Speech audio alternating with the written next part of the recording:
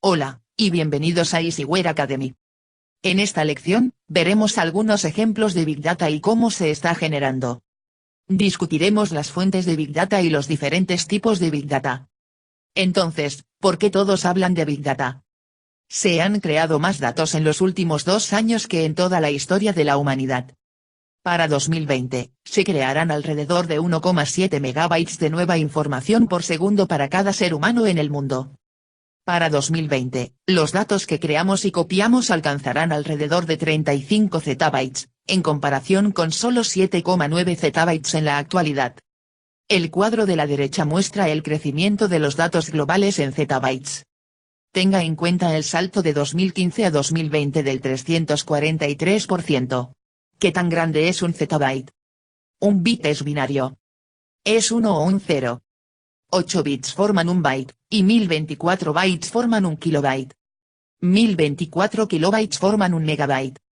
Los videos y DVD grandes estarán en gigabytes, donde 1024 megabytes constituyen un gigabyte de espacio de almacenamiento.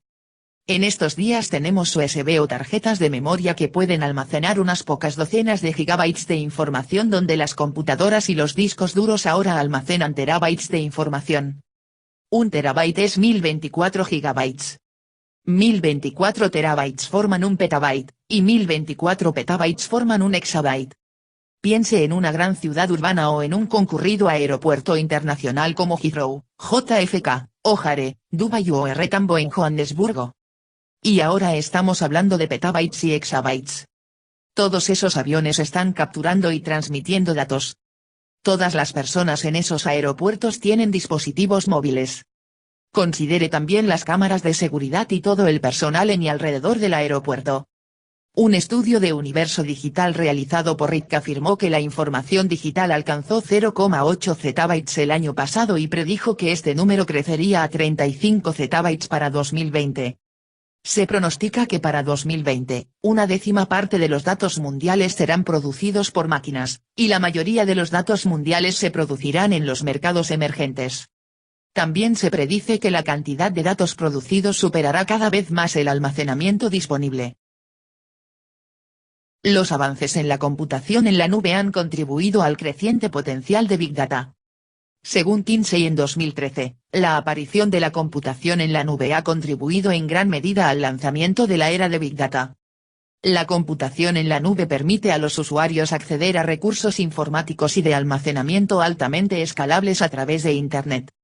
Al usar la computación en la nube, las compañías pueden usar la capacidad del servidor según sea necesario y expandirla rápidamente a la gran escala requerida para procesar grandes conjuntos de datos y ejecutar modelos matemáticos complicados. La computación en la nube reduce el precio para analizar Big Data, ya que los recursos se comparten entre muchos usuarios, que pagan solo por la capacidad que realmente utilizan. Una encuesta realizada por IBM y Site Business School identificó 3 fuentes principales de Big Data. Datos generados por personas, datos generados por máquinas y datos generados por negocios, que son los datos que las organizaciones generan dentro de sus propias operaciones. El cuadro de la derecha muestra diferentes respuestas en las que se permitió a los encuestados seleccionar varias respuestas. Big Data requerirá que los analistas tengan habilidades de Big Data. Las habilidades de Big Data incluyen descubrir y analizar tendencias que ocurren en Big Data. Big Data viene en 3 formas: estructurado, no estructurado y semiestructurado. Los datos estructurados son datos que están organizados, etiquetados y tienen un modelo estricto que sigue.